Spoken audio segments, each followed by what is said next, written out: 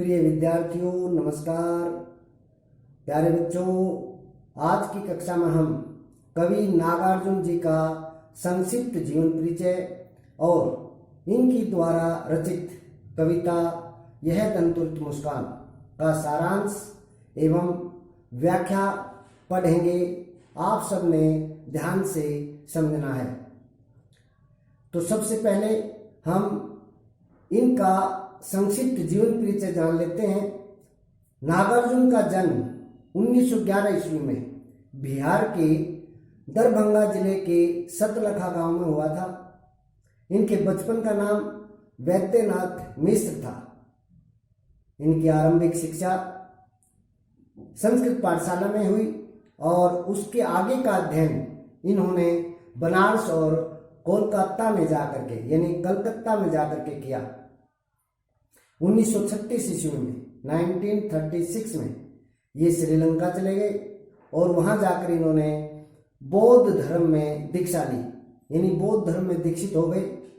और 2 साल प्रवास में रहने के बाद यानी वहां 2 साल रहने के बाद 1938 में 1938 में ये वापस अपने देश आ गए, यानी भारत आ गए। इनका स्वभाव घुमकड़ी और अक्खड़ था। घुमकड़ी होता है जो घूमते रहते हैं, ठीक है ना, और अक्खड़ होता है वैसे अर्थ तो होता है बदतमीज अभद्र, लेकिन यहाँ कवि हैं इसलिए ये ठीक नहीं रहेगा, इसलिए यहाँ हम अर्थ लगाएंगे रूखा। रूखा या शुष्क स्वभाव था। घुमकड़ी स्वभाव होने के कारण इन्होंने कई बार संपूर्ण भारत की यात्रा की और इनका देहांत 1998 ईस्वी में हो गया, यानी 1998 में। यह और इनकी प्रमुख कृतियां जो थी काव्य कृतियां वो इस प्रकार हैं।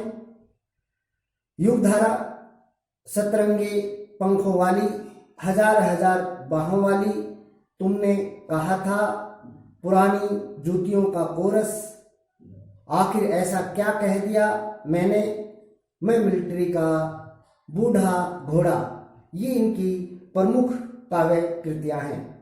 इनका जितना भी साहित्य है वो पूरा का पूरा साहित्य नागार्जुन रचनावली में 7 खंडों में प्रकाशित है, यानी 7 भागों में प्रकाशित हुआ है। इनको पुरस्कार भी मिले, इन्हें सम्मानित भी किया गया। पहला जो पुरस्कार मिला वो हिंदी अकादमी दिल्ली का शिखर सम्मान, उसके बाद उत्तर प्रदेश का भारत भारती सम्मान तथा बिहार का राजेंद्र प्रसाद सम्मान, और मैथिली भाषा में कविता लिखने पर मैथिली भाषा के अंदर कविता लिखने के लिए इनको साहित्य अकादमी पुरस्कार से अलंकृत किया गया, विभूषित किया गया या सम्मानित किया गया। यह था संक्षिप्त परिचय कवि नागार्जुन जी का।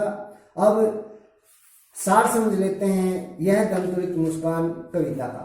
देखें, यह दंतुरित मुस्कान कविता में छोटे बच्चे की मनोहारी मुस्कान देखकर, एक छोटे बच्चे की मन को हर लेने वाली मुस्कान देख करके कवि के मन में जो भाव उमड़ते हैं यानी जो विचार आते हैं, उन्हें कविता में अनेक बिंबों के माध्यम से यानी अनेक साधनों के माध्यम से, बिंब एक जैसे दृश्य बिंब होते हैं, श्रव्य बिंब होते हैं, ठीक है ना, तो अनेक बिंबों के माध्यम से प्रकट किया है।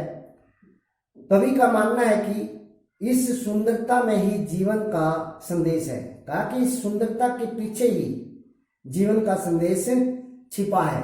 कहने का मतलब क्या है कि मुस्कुराहट है तो आदमी को जिंदगी में मुस्कुराते रहना चाहिए, उसी में आदमी खुश रहता है और औरों को भी खुशी देता है, संतोष प्रदान करता है।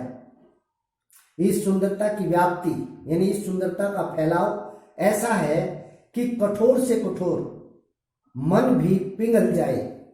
कहा कि इस जो सुंदरता है, इस सुंदरता का फैलाव कह सकते हैं या इस सुंदरता का प्रभाव असर ऐसा है कि कठोर से कठोर हृदय वाला व्यक्ति भी पिघल जाए, यानी कोमल बन जाए। इस दंतुरित मुस्कान की मोहकता तब और बढ़ जाती है जब बच्चा तिरछी नजरों से देखता है। कहा कि उस बच्चे की छोटे छोटे दांतों वाली मुस्कान तो है ही मनमोहक, लेकिन और भी ज्यादा मोहक तब बन जाती है जब बच्चा टेढ़ी नजर से, तिरछी नजर से, या ये कहें कॉर्नर से देख करके मुस्कुराता है। तब उस सुंदरता में और भी चार चांद लग जाते हैं। यह था सारांश। अब पढ़ेंगे विस्तार से व्याख्या। देखें, यह दंतुरित मुस्कान, तुम्हारी यह दंतुरित मुस्कान मृतक में भी डाल देगी जान। धूली धूसर तुम्हारे ये गात, छोड़कर तालाब मेरी झोंपड़ी में खिल रहे जल जात। परस पाकर तुम्हारा ही प्राण, पिघल कर जल बन गया होगा कठिन पाषाण।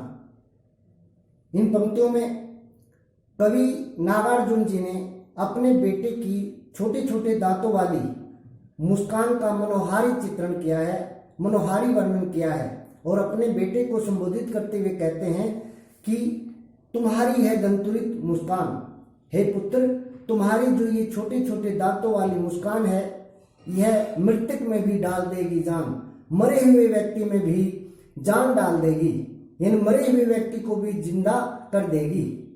अब मरे हुए को जिंदा कैसे करेगी? मरा हुआ जिंदा तो नहीं हो सकता।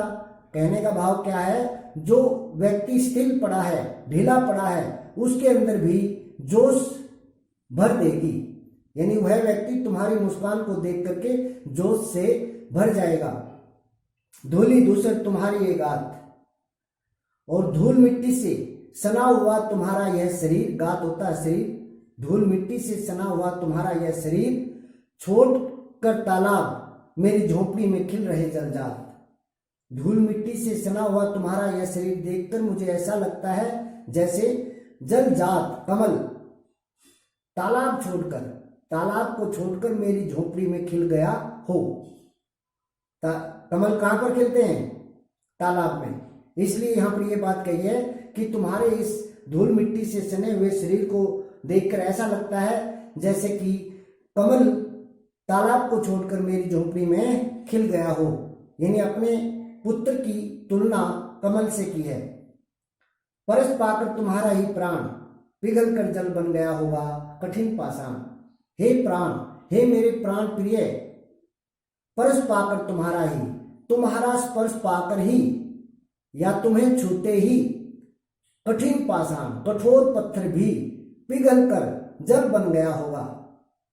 तुम्हें स्पर्श करते ही कठोर पत्थर भी पिघल कर जल बन गया होगा, अर्थात कठोर हृदय वाला व्यक्ति भी कोमल हृदय वाला बन गया होगा। छू गया तुमसे की झरने लग पड़े शेफालिका के फूल, बांस था कि बबूल।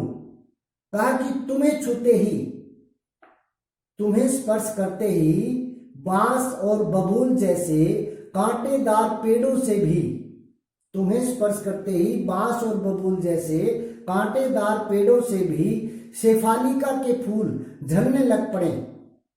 तुम्हारी मुस्कान तो ऐसी है कि तुम्हें स्पर्श करते ही कांटेदार बबूल और बांस जैसे पेड़ों से भी शेफालिका के फूल झरने लग जाएं। अब शेफालिका का भी एक पौधा होता है जिसकी ऊंचाई 6 से 12 फीट होती है, बहुत सुंदर पौधा होता है, इसलिए ये बात यहां पर कही है। अर्थात क्या हुआ कि जो व्यक्ति कटुवादी हैं, तुम्हारी मुस्कान को देख कर के तो कटुवादी व्यक्ति भी मधुर भाषी बन जाएं, मीठा बोलने लग जाएं, ये इसका भाव है। तुम मुझे पाए नहीं पहचान, मुझे लगता है तुम मुझे पहचान नहीं रहे हो, तुम मुझे पहचान नहीं रहे हो, इसलिए देखते ही रहोगे एनिमेस, इसलिए तुम मुझे एनिमेस देखते रहोगे। एनिमेस का मतलब होता है बिना पलक झपकाए, यानी एक टक दृष्टि से, इसलिए तुम मुझे एक टक दृष्टि से देखते रहोगे। थक गए हो, और ऐसे देखते देखते तो तुम थक गए हो या थक गए होगे।